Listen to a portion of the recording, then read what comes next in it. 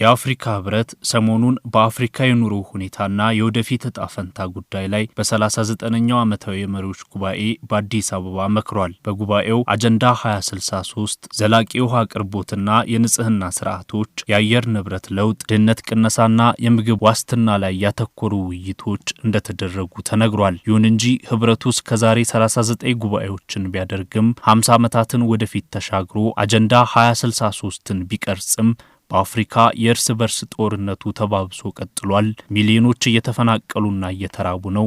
ሚሊዮኖች ስራ አጥ ሆነው እየተሰደዱ ነው የሚሉ ትችቶች ይቀርቡበታል። የታሪክ ባለሙያው መምህር በላይ ስጦታው የአፍሪካ ህብረት ውጤት የማጣቱ ምክንያት የየሀገራቱ መሪዎች ለአፍሪካ አንድነት ስሜት የለሽ መሆን ነው የሚል ሐሳብ አላቸው። ተግባራዊ እንቅስቃሴው በአሁኑ ጊዜ የአፍሪካ መሪዎች የድሮው ፓን አፍሪካኒዝም የአፍሪካ አንድነት መንፈስ እየላላ የቀዘቀዘ የደበዘ የመጣ ይመስለኛል። ያ ተጋግሎ የነበረበት ሁኔታ በአሁኑ ጊዜ የለም። እነ ክዋሚ ንክሩማህ፣ እነ ፓትሪስ ሉሙምባ የአፍሪካ አባት የሚባሉት ቀዳማዊ ኃይለ ሥላሴ፣ እነ ጆሞ ኬንያታ፣ እነ ሴዳር ሴንጉር የሴኔጋሉ እነዚህ የሚያንቀሳቅሱት እንቅስቃሴ የአፍሪካ አንድነት መንፈስ አፍሪካ አንድ መሆን አለባት የሚለው መንፈስ አሁን ጊዜ እየተቀዛቀዘ የመጣ ይመስለኛል። የታሪክ ባለሙያው መምህር በላይ ስጦታው የአፍሪካ ህብረት 65% በጀቱ በምዕራባውያን እየተሸፈነለት ውጤታማ ሊሆን እንደማይችል ያስረዳሉ። ባለሙያው ህብረቱ የአፍሪካን ችግሮች ከመፍታት ይልቅ የበጀት መዳቢ ሀገራትን ፍላጎት እንዲያሟላ ጫና ይደረግበታል የሚል ሐሳብ አላቸው። 2/3 በጀት የሚሸፍንለት የአውሮፓ ህብረት ነው። ይሄ ለምንድን ነው? ለመቼም ለጽድቅ ለመንግስታት ግራ ብሎ አይደለም። የአፍሪካን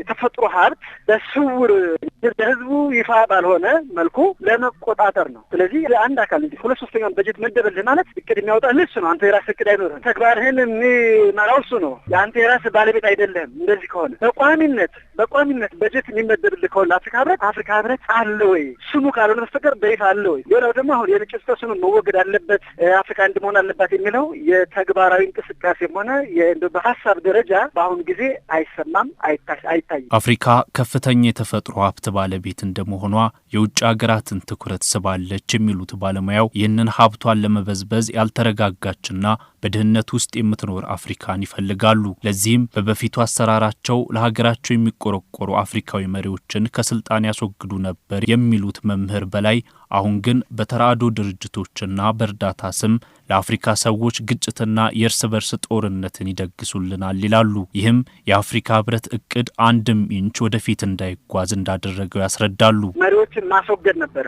የእርስ በርስ ጦርነት እያስነሱ አመጽ እያስነሱ መሪዎችን ማስወገድ። ለምሳሌ ክዋሚ ንክሩማህን አስወገዱ፣ በስደት ሌላ ሀገር ሄደው እንዲሞቱ አደረጉ። ፓትሪስ ሉሙምባን የኮንጎውን ጠቅላይ ሚኒስተር ገደሉ ብቻ አልጠቀማቸውም፣ በዛ ብቻ አልተመለሱም። ምንድነው ያደረጉት? ከሬኑን ከቀበሩበት አውጥተው በጋዝ አርከፍክፈው አቃጥለው አመዱን አትላንቲክ ጣርስ ላይ በተኑት። ሌሎችም የቅርብ ጊዜው ራሱ በእኛ ቁጥር 1981 አካባቢ የነበረው ይሄ ቶማስ ሳንካራ የተወገደው በእነሱ ነው። ለሀገራቸው በጣም ተቆርቋሪ አሳቢ እጅግ በጣም ደግሞ ናሽናሊስት የሆኑ መሪዎች ማስወገድ ነበረ። አሁን በዛ ብቻ አልተወሰነም። መሪዎችን ሲያስወግዱ ህዝቡ አመጹን ስለሚቀጥል ምን ማድረግ ተጀመረ? በዚህ በተራድኦ ድርጅቶች፣ በልማት ድርጅቶች ሽፋን ሀገሮችን ሉዓላዊ ክብራቸውን፣ መከላከያ ኃይላቸውን ማዳከም፣ የእርስ በርስ ጦርነት የመገዳደያ መርዝ እየቀመሙ እርስ በርስ እንዲከፋፈሉና ለጋራ ህልውናቸው ለእድገታቸው እንዳይመለከቱ ማድረግ እነዚህ ምዕራባውያን ተጽዕኖ የሚደረግባቸው መገለጫዎች ናቸው። ከውጭ ሀገራት ጫና ተላቆ የአፍሪካ ህብረት ለሀገሪቱ አንገብጋቢ ፈተናዎች በቂ ምላሽ እንዲሰጥ